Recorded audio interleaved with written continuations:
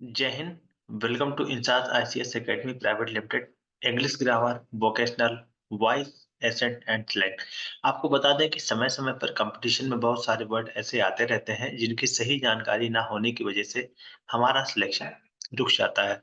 तो English grammar, vocational, voice and slang में ऐसे कुछ वर्ड्स बताए जाते हैं जिनका अगर आप प्रॉपर यूज समय समय पर करते रहें तो आपको उससे सिलेक्शन भी हो जाएगा और एक सही जानकारी स्पीकिंग के लिए और राइटिंग के लिए भी हो जाती है।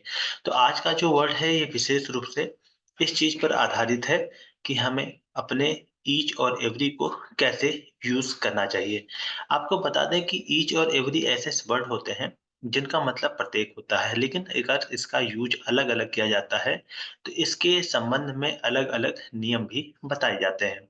तो आज का जो ईच और एवरी का जो वर्ड है ये विशेष रूप से इस पर आधारित है कि ईच हो या एवरी हो और इसका यूज दो या दो से अधिक सिंगुलर नाउन के साथ अगर हो रहा है। याद रखिए कि दो या दो से अधिक अगर सिंगुलर नाउन आए हैं और ठीक उनके पहले ईच या एवरी आता है तो उस सेंटेंस में हमेशा सिंगुलर वर्ब यूज की जाती है। फिर से इस सब्जेक्ट को समझिए।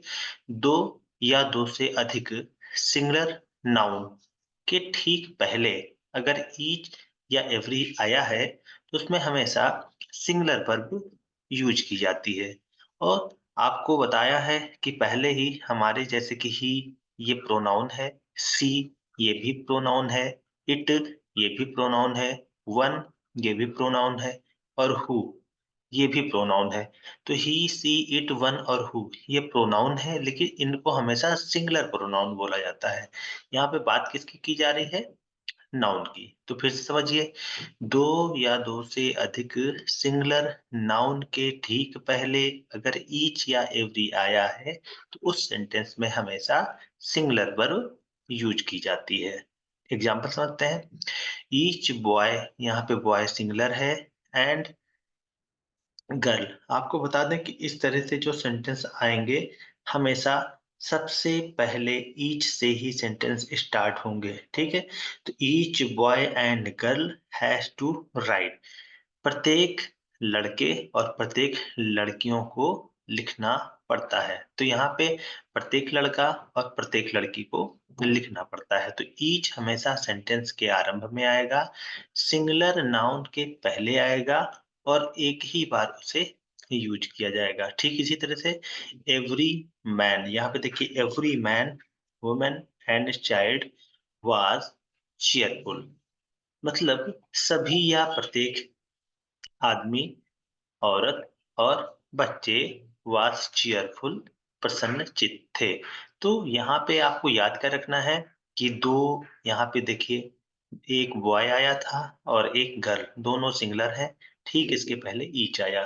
यहाँ पे एक मैन आया था, यहाँ पे एक वुमन और यहाँ पे एक चाइल्ड। तो आपको क्या बताया गया है? दो या दो से अधिक सिंगुलर नाउन के ठीक पहले अगर ईच आता है या एवरी आता है तो ऐसे सेंटेंस में हमेशा सिंगुलर वर्ब यूज की जाती है।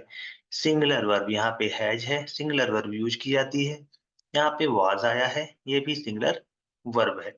तो इस तरह के जो सेंटेंस होते हैं इनको हमेशा सही तरह से यूज करना चाहिए, क्योंकि ये सेंटेंस हमेशा अगर सही जानकारी ना हो तो गलत तरह से यूज हो जाते हैं। तो आज के टॉपिक में यहीं तक। मिलते हैं नेक्स्ट सेगमेंट में नए तथ्य और नए विश्लेषणों के साथ। तब तक के लिए इंसात ICS academy grammar, vocational, voice, accent and slang में यहीं तक। नेक्स्ट टॉपिक में फिर मुलाकात होगी। तब तक के लिए जय हिंद, जय भारत।